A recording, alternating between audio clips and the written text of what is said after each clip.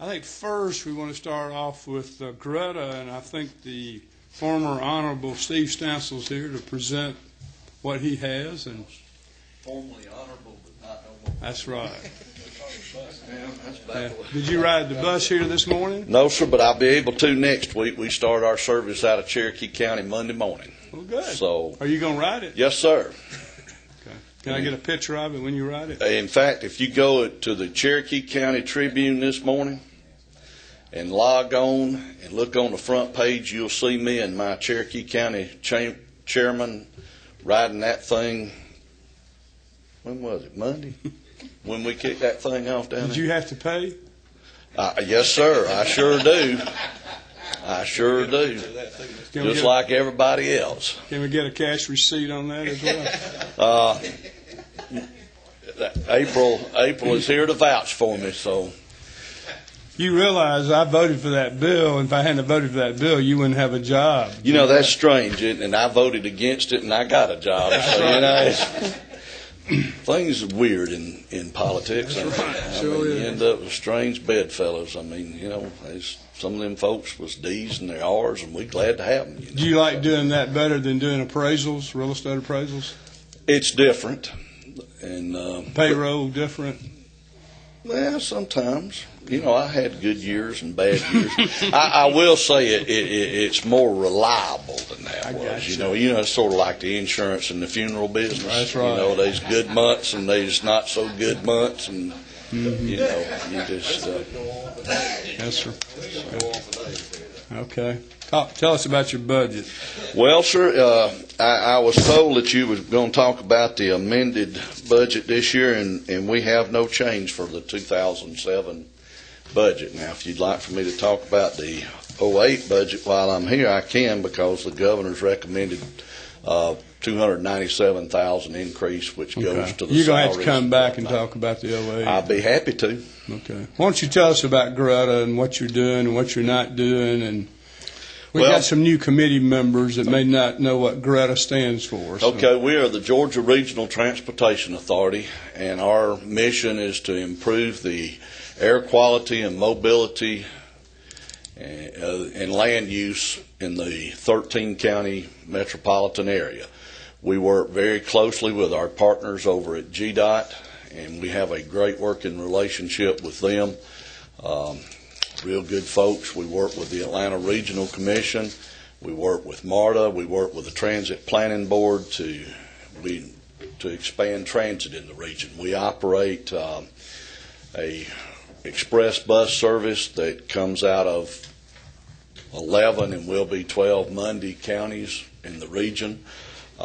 We have 15 routes that we now operate. We'll be starting 7 more in 2007, and the first one of those will be the Cherokee County route next week. We've got 110 buses now. We have about 17 more on order that should be here about April the 1st, April 15th, somewhere along that area. We work with the Environmental Protection Division on air quality, and air quality, I'm happy to report, is getting better in the region. You will see in the summertime them talking about we have more exceedance than we used to, but they've changed the rules on us, the feds have. Used to, they measured 120 parts per billion, and now it's 80 parts per billion to do an exceedance. So we're running about 90 parts per billion, where we used to be over 120 when we were in violation. So we've met the 1 hour standard. Now they've changed that and gone to an 8 hour standard. It's a little tougher standard, but we're going to meet that standard within the next few years. That's as soon as the feds come out with their regulations, and they hadn't done that yet, but they're supposed to have those to us by July 1st. We work with the ARC on land use. We do. Last year we did approve 70 or worked on 70 developments of regional impacts, or DRIs. This is any commercial or industrial project that's over 300,000 square feet, or any residential community over 400 units. We have to approve. We look at the transportation infrastructure around. We work with GDOT on that and look at what their plans are for the area, and then we recommend changes that will improve the traffic flow around there and the transit opportunities that could go with those units. How many buses did you say you were running now? We've got 110 buses and 17 more on order. They all run on LP, right? No, sir. They run on clean diesel. Clean diesel? Yes, sir. What's clean diesel? It is a new formula of diesel that's been out, I don't know how long, probably 3 or 4 years, and you have a special filter, so it's nearly as clean or as clean as the natural gas. What do the buses cost now? About $460,000 a copy. And you get most of this from Fed dollars, isn't that Yes, correct? sir. Yes, sir. We use some of the bond money that we get to do the match, but most of the money is 80% of it's federal dollars. Yes, sir. Okay. We have some new members. Representative Jay Roberts is new on the committee, so we welcome him. So he's from South Georgia. He may not know anything about Greta. Do you want to ask him any questions? Oh, Mr. Representative Roberts and I go way back. I've been to Wilcox County. That's right. Hey, Bob, how are you? Ron, you have a question? Yes, sir. What's your number? Okay. Mr. Commissioner, how you doing? I'm good. In Chattanooga, they have an electric bus system. Has there been any consideration about going to an electric bus? And in addition to that, some of these electric buses are smaller, 3/4 of the size, and just seeing buses go by, I haven't seen them packed full. So maybe as far as economy of use with the number of passengers and with the move to with this lower environmental standard, electric buses may be a way to go. Well, we have done, I believe it's 10 shuttle buses for Emory that are electric, and they've been a pain in the backside. Really? They have been nothing but trouble mechanically. The technology's just not there for them to operate on a long. You have to bring them back in and recharge them, but we've had an awful lot of trouble with those. We were supposed to do some electric shuttles for Atlantic Station and use the Wampler technology that they have talked about up in Chattanooga, and it's just not. We have abandoned that idea because it's just they're not reliable. Okay. Any other questions? I got one question, Mr. Chairman. Okay. Down at Ocilla, we don't have this mass transit system down there. Question: did you say a while ago one of them buses was $400,000? Yes, sir.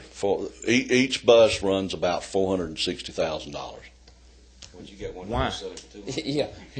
No, and just a curiosity, why does one cost that much? Well, I guess I could ask my friends at GDOT because we buy them off of a GDOT contract. But the specs that are done, we have to go by federal specs for one thing. Okay. And I guess that drives them up. But they are expensive, but they are nice. Okay. It's just a name. 460. I will say what the coaches that we're using are MCI 4500s, and they have been excellent. Some of the number of service calls that we've had has just been unbelievably low. In fact, some of the other transit systems around the nation can't believe how long we're going between breakdowns. I mean, it's just been really amazing. Good quality. Frames are built in Canada and then they're shipped across into North Dakota, and so they're mainly made here in the United States. Charlie Good. Smith. Steve, how about employees, bus drivers, your turnover? What's your situation with your? Okay, we contract with McDonald Transit. We do not operate this buses. We have hired. We put it out for bid, and McDonald Transit was low bid. We pay them per hour to operate, and they take care of all the employees and all that. we buy the fuel, and so this is a privatized operation, and it's worked real well. We do a 3-year contract, and we just renewed it for an additional year, and we have another year option after this. Further questions? Mr. Stansel, the buses now, since we're known as a red state now, and I understand we're having some possibly funding issues up in Washington, do you foresee any funding issues coming to replace buses? Well, a lot of that's done by earmarks, and earmarks, they're good earmarks and they're bad earmarks. I guess the good ones are the ones you're getting, right? Mm-hmm. But in transit, most of the transit dollars are earmarked through the FTA, and that's how we get it. So who knows what's going to happen in Washington. How often do you have to replace the buses, or have you replaced many of them? Oh, we haven't replaced any of them. Okay. These buses should be good for 15 years, maybe 20. Somewhere along the line, you go in and refurbish the seats and do things like that. But it's not unusual for a transit service to get 20 years out of these big diesel buses that you wouldn't get if it was natural gas. So the company you use, they do all the maintenance as well, and all you do is furnish the fuel? Mm-hmm. Okay, good. Sounds like you're doing a good job. Thanks, sir. What do you make now? Oh, let's see. A little less than a insurance agent, a little more than a funeral director. Last year it was $135, if I remember. You took a cut. Didn't you take a cut last year? Yes, sir. I got a little cut. That's all right. You still at $135? Nah, I got 2%. Okay. I appreciate it. Plus benefits on top of that? Yes, sir. Okay. The other question I was going to ask you is... you don't see how much money I got in my wallet. Well, we just want you to do well. So. Well, I appreciate that. If y'all would like to give me a pay raise, I'd be more than happy to have it. What's this y'all stuff? Well, y'all are the appropriations committee. I understand how the system works. Some folks don't understand what the General Assembly does and how it operates, but I know y'all have the purse strings. So. Okay. See, I was going to ask you something else. The Department of Community Affairs, everything passes through the department. I assume that was set up when the bill was passed in 2000.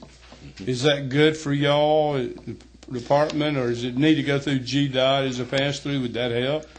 I don't think it will make a difference. They send us the money.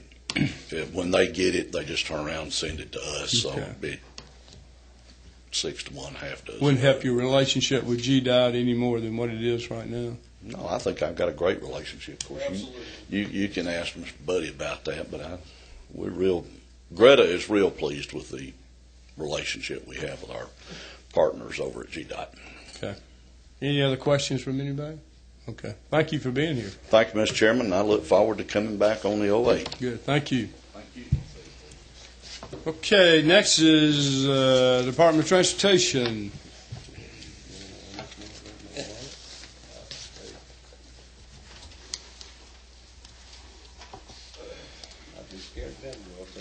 I know it. Thank you, Mr. Chairman. Just real quick, with us today is our Treasurer, Earl Moffus, who you all know very, very well. We didn't expect him, or I didn't expect him to be back today. So if I falter on some questions, I'm going to rely on him, I can assure you. You have Keisha Wesley handing out just a quick PowerPoint presentation, hard copy. Also with us is Angie Robinson from our budget office, Chris Jones, and Sandra Burgess.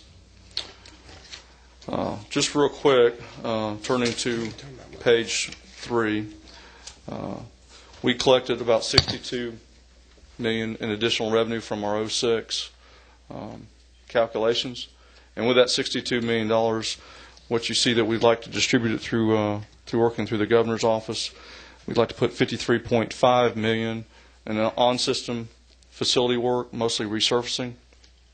Put another 5.1 on 8 different district facilities between maintenance shops and some area offices. And then the third operation for general operations for increases for health insurance was right around $2.2 million. Some worker comp increases, which is right at $725,000, and then some GBA rent increases that went up to about $500,000, which accounted for the $3.443 million. Those three items are where we'd like to see the additional revenue to be placed. If you turn to sheet 4, several of you have already seen this presentation that's been given around the state either by the commissioner or by staff for going around talking about the funding issue. This is basically illustrating our pavement needs and where we're at today and where we're heading under current funding conditions. We have a rating system of 0 to 100, as you're well aware, and we rate our roads every year, every mile. And we determine that when it gets to a rating of a 70 is typically where we like to do a thin overlay. And that thin overlay program has been in place for about 25 years. And what that does for you is it seals that pavement and prevents you from having to do deep mill and inlay operations or a major rehab on a pavement section. So the cost is low, and that thin layer will last 10 years and does well. Where we're heading is, though, on the funding crisis is or on the resurfacing issue is the fact that we haven't been able to do that 10% for quite some time. And if you look at the next sheet on sheet number 5, you'll see that back in the late 90s, when Atlanta went into nonconformity, a lot of our projects that we were doing that were capacity projects were placed on hold. And that additional revenue that we had from Federal Highway, we were able to get our resurfacing up to around 10 or 11% range. Since that point in time, we were able to get out of conformity and work on capacity projects, and you can see that over time that our percentage of resurfacing has gone down to around a 5% range. Currently in 2007, we have spent all our resurfacing dollars from Federal Highway, and the state funds have been appropriated for resurfacing, and it's right at like 2.6% of our system, 2.7%. 488 miles have been placed under contract this fiscal year. So again, going back, the $53.5 million would mostly be used for on-system resurfacing program. The facilities that I mentioned before, we have several, as you are aware, area offices. We've got 49 area offices and about 159 routine maintenance headquarters and several specialty shops, as well as several other facilities, district operations. Today we've requested that we have 8 facilities, 5 routine maintenance shops, 1 special forces, which is an asphalt crew, and then 2 area offices to be replaced for $5.1 million. And on slide 8, you'll see some general pictures of samples of those facilities that are mentioned on that previous sheet. The top picture there from the truck, we've got several maintenance facilities that we can't even get our big pickup trucks or big dump trucks to service them anymore inside. And also other facilities that show the disrepair and some of the plumbing that we've got. That's pretty much it in a nutshell. I know that was pretty quick, and I know you'll have plenty of questions, and hopefully I can get through those fairly Questions easily. from the committee? Yes, sir. You just mentioned Special Forces as one of the facilities.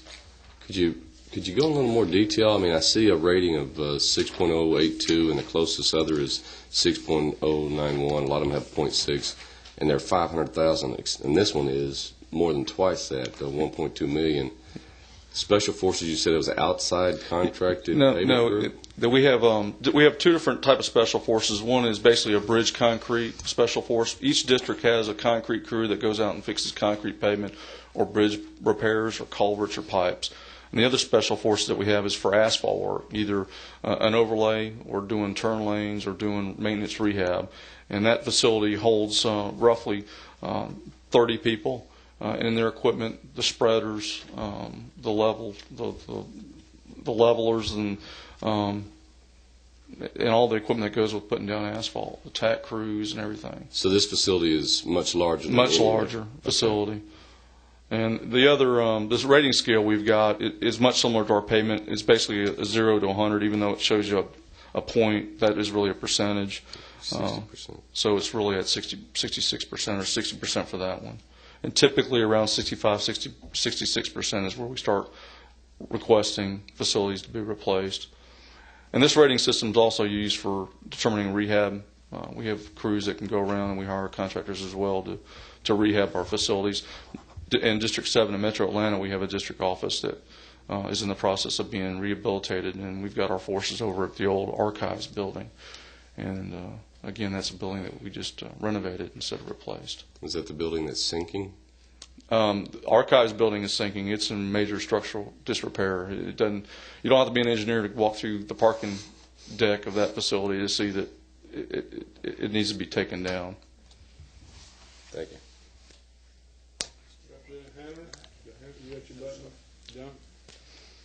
I do have a few questions, buddy. The work comp situation, are we talking about just sure increases, state increases? Yes, sir. Increases that weren't put in the original budget that we had anticipated, but we also anticipated some additional revenue coming Do the in. rates, I assume the rates are based on a per department loss ratio? Earl may need to. Yeah, I'm going to defer to Andrew. Y'all have quite a few fatalities, I know. With how many fatalities did y'all have last year? Zero. Okay. But usually it's based on the 3 years prior as a reason to rate. It's based on the number of injuries and claims and Yeah. paid out. Who do we insure y'all with? Are we self-insured? Self-insured. Department of Administrative Services. Okay. Who reinsures us? Do you know? Who's the aggregate and who's the specific layer? Do you know who the state uses? No, They have to reinsure it. So up until recently, the state actually had no layer coverage, and I think that's still current. I can check and verify that. yeah, by law they have to do that. There is a specific amount on a catastrophic and an aggregate amount on a total. Yeah, I know Catastrophic. we had that coverage, but I still think that's all supplied through DOS. I'm sure it is, but I'd like to know that information. Also, buddy, on the own system, the $53 million, are we talking about? We're not talking about motor fuel dollars. We're talking about the 3% that's dedicated, correct? Correct. Okay. That was where the additional revenue came. That and the fact that supply or usage went up this past year in 06. All right. Can we get a list of the roads? The committee needs to get a list of the roads y'all plan on paving. Then you mentioned something else you wanted to do. That was mostly for resurfacing is where we're planning on using that money. But I can certainly get you a list of the projects we plan on doing Yeah, with it. if you could do that, Absolutely. that would be helpful. District facilities, I know last year, before you took Assistant Commissioner Dent's place, the dental office, did y'all fund it out of your other resources? No, sir. Why didn't you ask for it again this year? We asked for a couple other facilities, and it was negotiated through the governor's office that we took them off. But the dental was $6 million, was it not? Isn't that right, Earl? $8 million? 10. $10 million. $10 million? Yes, sir. And we were also looking for Cartersville, too, I believe. Is that correct? District 6. In Gainesville. Cartersville and where? Gainesville. Well, that's very important, Gainesville. So, That's where it is. okay. There's a few dirt roads. Who had a question? Me. Chairman Smith. On those buildings, I know they're all routine maintenance buildings that we're going to redo. Is the same company, I mean, you take bids on that as a group, or do you take individual bids? Typically, it's individual bids. Now, if they're in a fairly close geographic proximity, we could put them together. As far as I know, we haven't done that to date, but it's certainly something that we would consider. Right. And with every one of them requesting $500,000, are they identical buildings? As far as the routine maintenance headquarters, they are identical. And if you notice, there is a little bit of a price difference between the Troop and Baldwin. We have two different designs depending upon the size of the area and the number of staff that we've got. So those, I would think that those two facilities are going to be Plan A and Plan B. That'd be a pretty nice building, $500,000. I'm still operating in the same shop since '51. It was my dad's dairy barn. I can't get my trucks in the door either. But that's a bathroom? no, no. They have to go before they come to work. Yes. That's a pretty good building. Okay. I'm fine. Thank you, Mr. Chairman. Buddy, I apologize for being late. I was stuck at 675 and 75 trying to get in this morning. It took me an hour and 40 minutes to drive that 38 miles. It was a little ugly. We need some flex lanes down there, I think. We're working. We actually put a bid out and only got 2 bidders, and I think you've already heard this story, but we're going to put it I back just out love again. hearing it again, Okay. buddy. Every morning when I drive through there, I just think, wow, we're going to fix this one day. I got a question for you on page 4, and I'm just giving you a hard time about it, but on page 4, you've got your slide on system pavement conditions. Now, realizing that pavement only lasts 7 to 10 years here in the South, I guess, when it starts dropping in its rating by then. When you did this projection, it's a really pretty graph, and you're showing the 84% that's going to be fair, poor, or bad. I understand that, but you're actually projecting it out 7 years. So if you repave that today, every road in Georgia in 7 years, they're going to start dropping in the rating anyway, aren't they? They will. But if you look again, we're based upon existing conditions, knowing that, well, assuming that we weren't going to get any additional revenue above what we already received, and the number of miles we've been resurfacing the last several years. So you've taken into account the amount that you're currently resurfacing, not just taking every road in Georgia and projecting out 7 years, saying 4% of them are going to be bad. Correct. Yeah, we've got actually a projection model that Georgia Tech worked with us for several years that logs when the road was last resurfaced what the rating drop is and extending that rating drop before you have to do the resurfacing again. So we use that model to help us generate these numbers. Mr. Chairman, I've got one more question just to follow up. And Buddy, you and I have discussed this before. We realize that probably one of the more efficient ways for the state to resurface roads is to use the state's own asphalt plants. And I think that we are in agreement that it saves 30-40% on the construction cost rather than buying asphalt commercially. Is that a fair number? Well, here's what we've done historically in the DOT. When we go into an area, and we did it in Hart County last year, we received 1 bid, and we tried to bid that large project twice. Okay, same bidder, and was high, well above the estimates that we received. Decision was made between the board chairman and commissioner to go out with our forces and resurface it, and certainly we saved 30 or 40% on what that bidder submitted to us. Correct. Okay, but if you look at where the competition is, and you get 2 or 3 bidders, that number, that 30-40%, starts shrinking because of the fact we have the competition. So would we save money? We don't collect profit. So whatever profit the contractor built in would be certainly that we would recoup. So anywhere between a 10 to 30% savings is a fair number.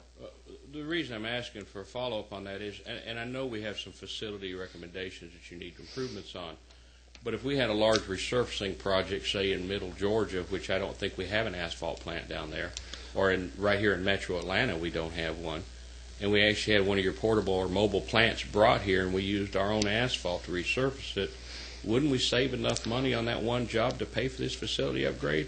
And that's what we are doing with those mobile plants, so we can move them in those locations where we're not getting competitive bids and we think we can save money. We recently bought 2 new plants to replace 2 very, very old plants. We have 3 now, right? And we have always had 3. Well, we've had years ago we used to have 6 or 7, right. But we've been down to 3 for the last 15 years probably. And we've got 1 older plant left that we got to replace that's in Augusta area. That's on the list this year to be replaced, and it'll be the same type mobile, can be moved within a couple weeks. And okay, now I'm not beating up on you. I'm No. saying if we gave you the money for the plant, and then you replaced the plant with an efficient one, used it on your large paving projects where it weren't competitive, you would save enough money for your facility replacements.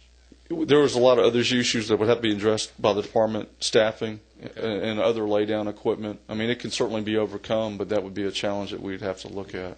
Thank you, sir. Okay. Chairman Smith. Kind of tailing on what you, Representative Lunsford, was talking about.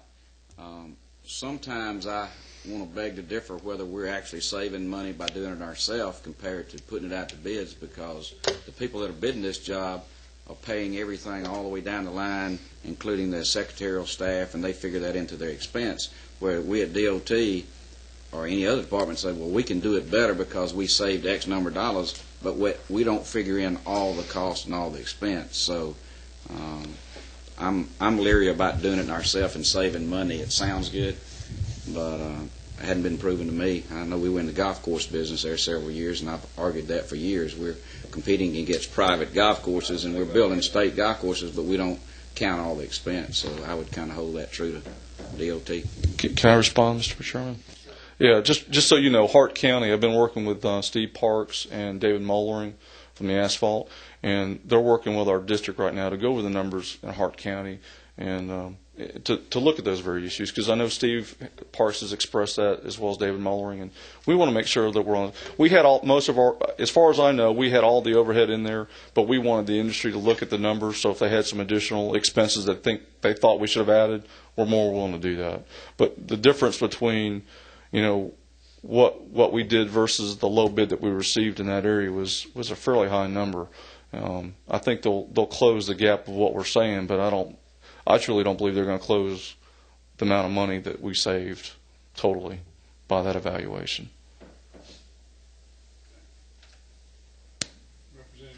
Thank you, Mr. Chairman. If you could help bring me up to date, I guess last June ended fiscal 2006. Do you recall how many dollars in road projects were planned for that fiscal year? Because we always come in 6 months after a fiscal year ends. And well, we ended up letting $2.25 billion last year, which was almost double the previous year. What was planned, I think, was around 1.6 is what the target we were shooting for. But because of the higher construction cost increases, it got it up to $2.25 billion. So we were looking at about a 1.6, 1.7 range, and it ended up being 2.25.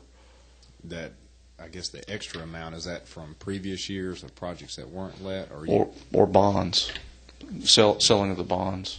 So is it safe to say that 100% of the projects you plan to let in 2006 were let? No, I'm not planning on saying that. I would say we were right around a 76, 77% delivery rate on what we started off, say 18 months before the end of that fiscal year, what we said we were going to be able to deliver. What happens with the other 24%? Typically, they roll to the next fiscal year. So that 23 or 24% that we did not deliver would have been let July, August, September, October, in that range. And I can show you those numbers. Generally, but not necessarily. So there's always exceptions. I mean, there's always issues when you run into an environmental issue you weren't dealing with, or a right-of-way issue. We've been trying to let a project in Gwinnett County just to remove that reversible lane system. If you're familiar with that area, and we're struggling on the right-of-way. We thought would be fairly straightforward, but we're finding out that that the ownership, you're dealing with people that are outside the country that own land, and you don't plan on those type of things happening, and they occur, and you have to overcome them. I guess I think through this, just understanding that we're hearing that there's a budget shortfall, and hearing that maybe even 24% of the projects that were in the budget or were planned to be let weren't let, and it's hard to understand why there's a shortfall when we're not hitting 100%. Well, I want to go back when the governor announced fast forward, the department heard what he said, and we geared up pretty dramatically. If you look at what we've done with hiring consultants over the last 2 years, we went from basically about $140 million a year for hiring consultants to almost $450 million a year. And the way we were giving out those consultant contracts are a lot different than what they were previously, too. Over time, we've heard that we used to basically hire an engineer to do the engineering, a surveyor to do the surveying, somebody to do the environmental, somebody to do the soils. Well, the process we've used the last 2 years is basically we're giving a consultant the project from A to Z. It's your responsibility to take care of everything. You come back to us when you're done with the right-of-way, with the environmental. We've done all the approvals with Federal Highway, and we're blowing it going. Those projects are coming along, and they're moving very, very well. And what we're telling you is we're going to deliver those projects we've been hiring these consultants on. So truthfully, in my mind, delivery, I think we showed that 2.25, even though cost escalations, we were planning on 1.6, 1.7, which was more than 50% than the previous year of work going out the door. So we've got the wheel moving, and we're going to keep it moving. And if we don't get the additional revenue, then we'll have projects on the shelf waiting to go when we do get the revenue. And you should be able to see that here in the next 6 to 9 months. And I think our board chairman's planning on showing you a list of projects we'll have done that we won't have money for, that would go all the way until 2008, that we'll have to wait until 2009. And you'll see that.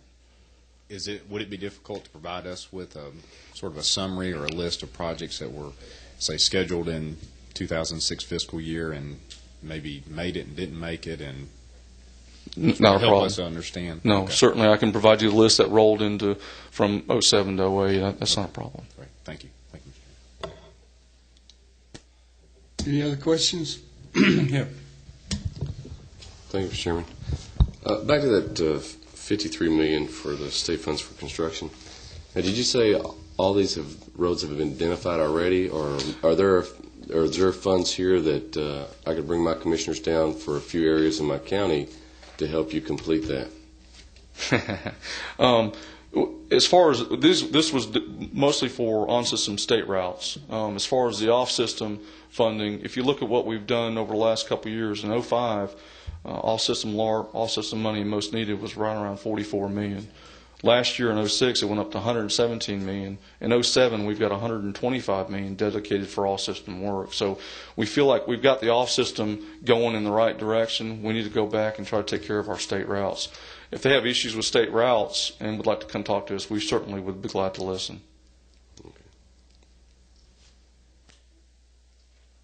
Buddy, I know you said you have 49 area offices. That includes all your maintenance offices as well? No, that's where we house the area engineer and his staff, the construction inspection staff, and then the maintenance engineer and the permit inspectors, the people that are reviewing and overseeing the actual construction work, which is separate. That does not include the maintenance? The only person that will include will be the maintenance assistant area engineer that's housed in that building, but the people that are doing the maintenance, we basically have an area maintenance shop and a county, in every county, a county maintenance shop. So it will not include anybody but the office staff.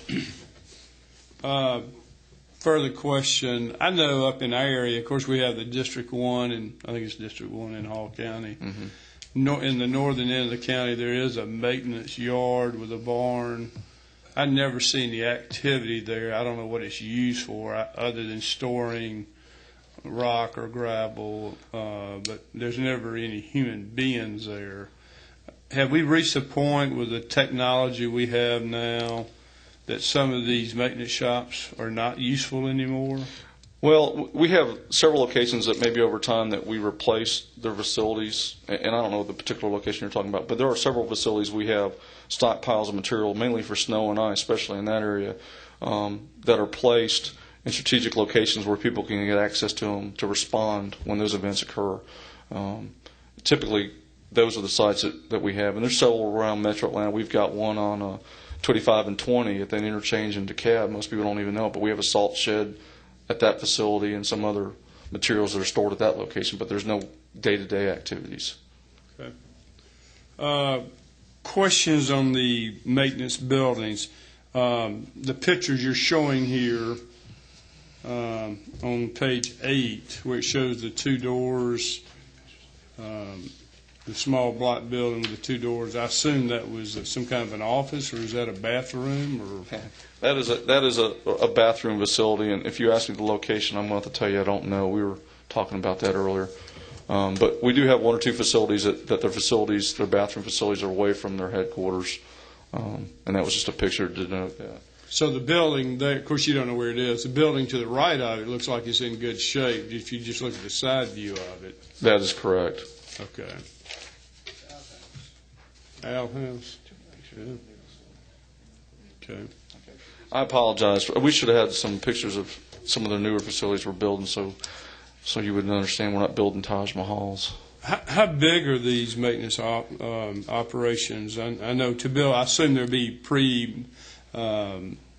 pre-engineered style buildings. On an average, what are you talking about?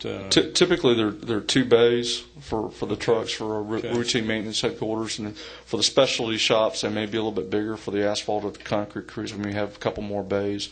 They are standardized. That's one thing that Earl took notice of several years ago, that we were doing a lot of facilities that weren't consistent across the state, and we developed a plan and have been working with Just Fix on letting consistent plans across the state, and it's really been a big success. Okay. We may need some further information. Harold, you may have some pictures, or somebody may have some pictures, Buddy, that can probably describe it better for us, if you would. We'll get you pictures of all the recent facilities we built, the area offices and headquarters, and Okay. we're about to finish up our first district office in Thomaston. It's going to open up in about another month or two, or month and a half. Really a good thing. Yeah. And the ones that, what I was really need are the ones you're going to renovate, So you want pictures of the ones we're actually replacing and the ones that are in the picture of what they're going to look like when we replace them? Yeah, it'd be We can do nice. Before and after, if you could. Absolutely. Not that we don't trust you, but Well, and I should know this, but our facility manager who works for Earl just recently toured several of our facilities, and what was the gentleman's name, Earl? I can't remember. That went out with Gordon. John Riggins. And we showed them what we were doing with our evaluation process and rating process, and they were extremely pleased with what we were doing. And I think we got a pretty consistent program, but I'll get you that information. Okay. If you don't mind, I'd also like to provide you the information of the number of facilities we actually own and the ratings of those facilities so you can Okay. see for yourself. Okay. Because we've got a lot of facilities around the state, and it seems like replacing 8 facilities seems like a lot, but when you look at the bigger picture, it's really not that much. Okay. One other thing I need is a resource book. I know the department's done a resource book for me, and you got new DOT members, and I've got my printout, but any of it's changed. I don't need a new book, but some inserts that have changed. We need that. We're bringing you all new books. It should be today or tomorrow, and Okay. we're trying to. We thinned it up a little bit too. We're actually most of the meat, like the presentation on the funding crisis, we're putting that on a disc and Okay. some other information. We gave you what we thought were the key pages, Sure. the legislation that we were looking for, and Yeah. the facts that you're looking for. This was a hardback book Yes, that sir. Commissioner Dent did for us, I think, and it's been most helpful to me. I don't know about the rest of the folks, but one other thing I want to talk about is the brain train. Tell me what y'all's position on the brain train. I notice there's no recommendation in the 07 amended for the brain train. I know you did a little synopsis of it. Did y'all recommend it to the governor? No, sir, we did not. Did not. Can you tell me why? Well, I think we were really kind of wanting to work through the Lovejoy issue to find out how that was going to, the outcome that was going to be before we started pursuing the brain train. Okay. Well, the Athens to Atlanta, I think, was the first train that was actually ever proposed, if my memory serves me right. So there's a big push for that, and I think it's something we ought to look at. So what is the situation on Lovejoy, other than Steve Davis is opposed to it? What else is? Well, I mean, you obviously read the paper that Clayton reneged on their commitment for operational expenses for that line. So that kills that project? Well, it's not dead, but certainly it adds another piece that we thought we had solved to making that line move forward. And there's a lot of issues that still have to be addressed. We still haven't signed the agreement officially with Norfolk, which is a good thing. Truthfully, the way Clayton County, removed their support. We still haven't found the locomotives and the cars at a reasonable price that would also have to fit within the existing budget. So there's a lot of challenges that still have to be overcome. And, just like amongst yourselves, there's division amongst our board, too, on what we ought to do. So, Okay.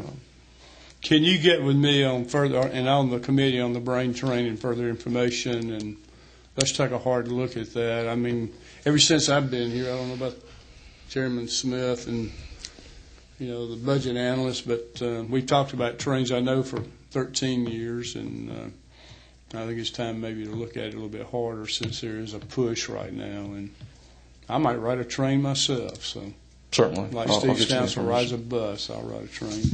We might run you out on the rail on them. Okay. Any other questions from the committee? Yes, sir. Since you brought the thing up about the train, up in North Georgia, there's I've had several questions about the maglev train, if that project is still under any kind of consideration or not? Yeah, we actually have hired a consultant for the evaluation study between Chattanooga and Atlanta, and that's ongoing. And it had a pretty quick timeline. I want to say it's probably supposed to have the initial findings in the next 6 or 7 months, but I can verify that for you and get back with you. Thank you.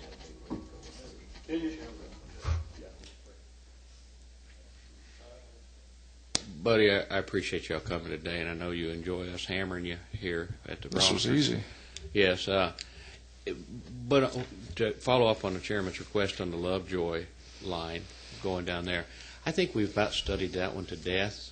I think Russell Hinton, the state auditor, did a proposal we just received. We've actually spent, I think, $21.6 million studying it. 21.1 million, excuse me. Thank you, Mr. Chairman. Studying it, but we haven't done anything yet.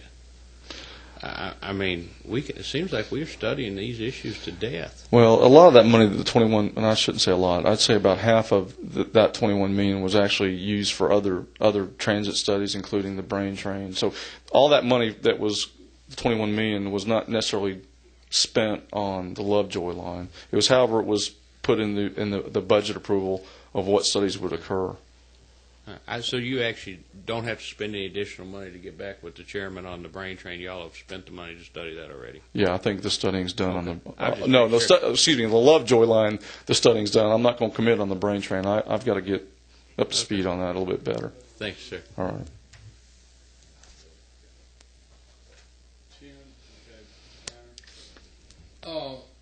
Several months ago, there was a meeting in Albany, Georgia, concerning turning 520 into an extension of I-185. I don't know if you're familiar with that meeting or the idea.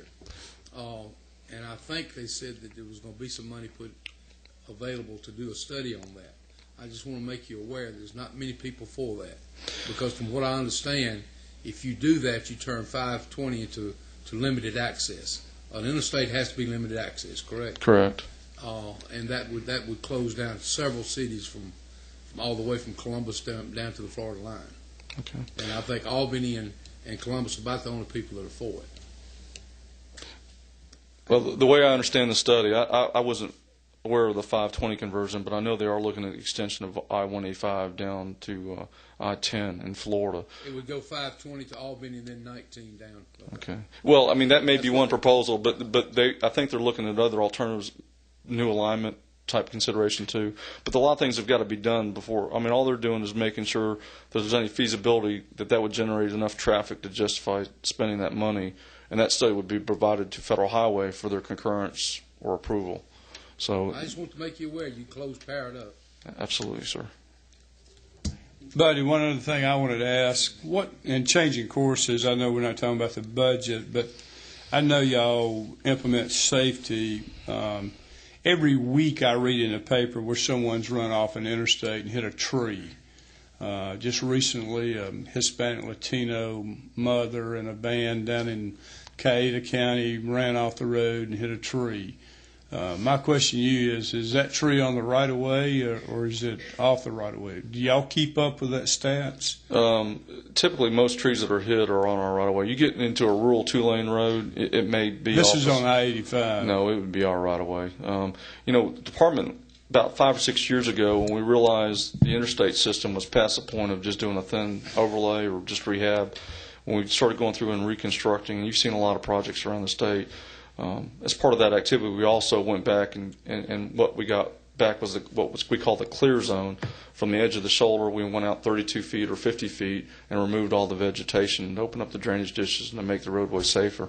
And that program actually is now going in other areas. We did Stone Mountain Freeway a couple of years ago, and we're looking at O2 routes as well. So 50% of our fatalities are from run off the road, and probably 50% of those are hitting the trees, hitting fixed objects, which are trees. Everybody hits one's dead. Right. So, and we're doing a lot of things besides tree removal. We're also doing the cable guardrail along the interstates. You're seeing that in the medians. If you go out I-20, we've had it out there for a couple of years. We've done it at 400. We've done it at Stone Mountain Freeway. And we're already, if you drive those routes, you can see the hits. So we're saving lives.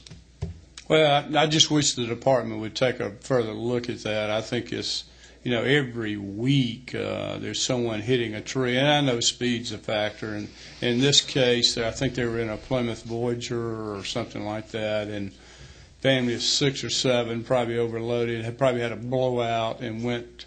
I think she was coming north, but it's an ongoing problem, and I keep up with all that, and y'all really need to take a look at that. I don't know if you ever take it to the board or not, but how far from the center line to the right-of-way fence is it normally? 75, 100 feet, 200 feet? The interstate was typically built with a 300-foot right-of-way. So you're from the center of the interstate, it's 150 feet. Was the typical. You get into a 2-lane rural, it could be anywhere from a 50-foot right-of-way, which it seems awful low, which it is, to 150 feet. So it ranges. And those roads. But certainly we understand we're off the road and hitting trees, and we're doing a lot of things. One of the things that Commissioner is about to do that you need to be made aware of, we're doing some off-system striping work in these rural counties that can't afford to do striping and placing RPMs. A lot of our run-off-the-road situations are occurring on local roads where the counties haven't been able to put an RPM or striping down, and we're going to see if that makes any type of impact. What's an RPM? Raised pavement marker, which you see at night, Okay. On the roadway. I'm sorry. Okay. Any other questions from anybody? Okay. Next meeting will be tomorrow at 2 o'clock, and we're in the same room, aren't we, Rob? Same room, right here at 2 o'clock. So DOT and Greta, you don't have to be here. It's everybody else. Thank you, sir. Thank you. You did a good job.